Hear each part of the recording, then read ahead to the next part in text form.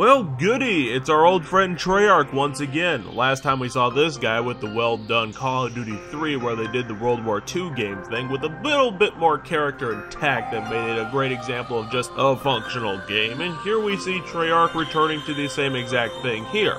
Except with zombies this time, because everything's improved with the motherfucking zombies. Opening remarks aside, this game, contrary to belief, only portrays two factions of World War II instead of the usual 3 or the remarkable 5 of other iterations. We get to see the stories of the Soviet rush to Berlin and the American takeover of some of Oceania. You may think that working with such a limited narrative might kneecap the opportunities here, but honestly, Treyarch took just these two and ran the whole 5.5 hours with it. It's a World War II game done right because it adds in the one thing that derivative developers like Amaze and N-Space leave out: character. Treyarch takes it that crucial step forwards from good Call of Duty iterations and puts in interesting characters alongside an impactful world, not to the extent of Shadow Moses Island, but pretty damn close. The story of the game isn't really that interesting, but it does set up an important premise for the characters. The Soviet part starts in Stalingrad, with the characters needing to fight tooth and nail to escape their imminent demise, followed by a protracted march into the heart of Berlin to tear it out and smash it.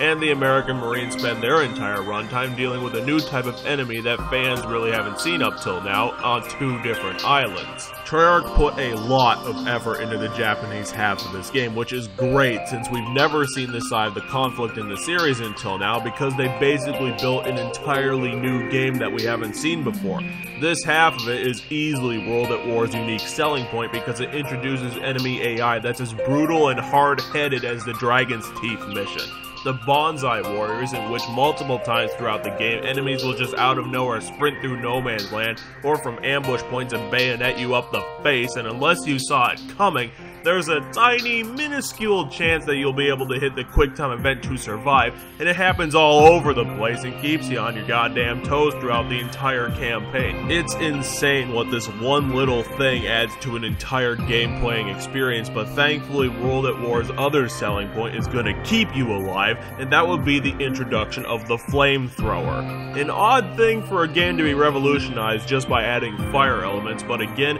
it just works. Too many times in video games, the flamethrower is something to normally be avoided use simply because of the logical handicaps that come alongside it. Either the weapon has the effective range of colonial buckshot, or the weapon makes you the priority target of every motherfucker in the land because you're basically carrying a bomb on your back. Both problems have been fixed in this case, as the flamethrower is effective to around 10 feet, and you don't explode when it's shot, which is a huge plot hole since enemy flamethrowers you do shoot happen to explode, but it's definitely worth it to skip here since you'll be ecstatic to have something that can incapacitate walls of enemies just as long as you're kind of close to them, watching the Tojos try to save their eyeballs before dying of asphyxiation, screaming desperately before they lose their last 5 seconds of life on this earth. Yeah, flamethrowers are a monstrous weapon when you think about what they can do, but guess what? So is this game. World at War offers up a dark twist to the World War II shooter, which is weird because you'd think that retelling any of the Second World War would be horrific,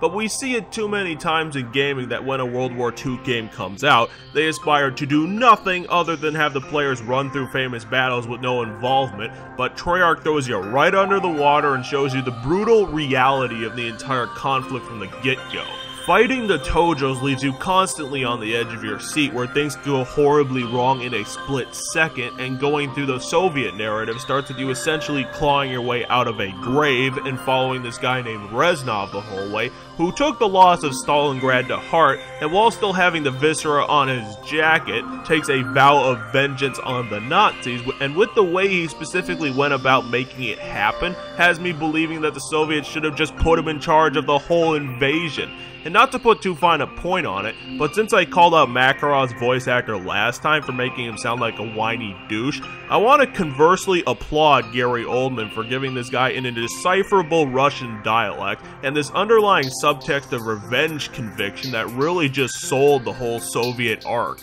Mark my words, comrade. One day things will change. We will take the fight to their land, to their people, to their blood.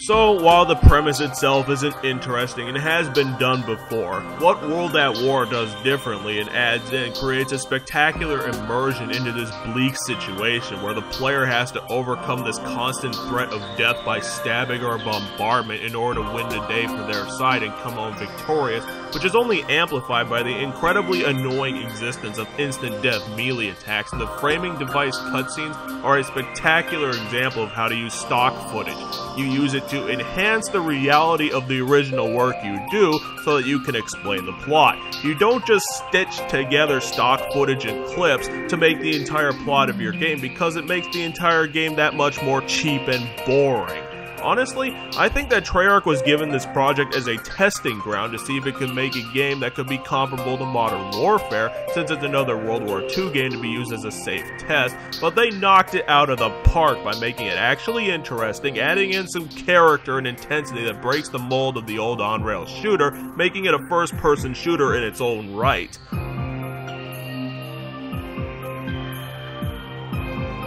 Well, now that we got the main game out of the way, it's time to start with the expansion packs, and next time we'll be taking a good look at Call of Duty World at War Final Front. So make sure to check your 6 for Nazi zombies so you get to see that one, and as always, I'll end this with a victory for gamers. Have a good one.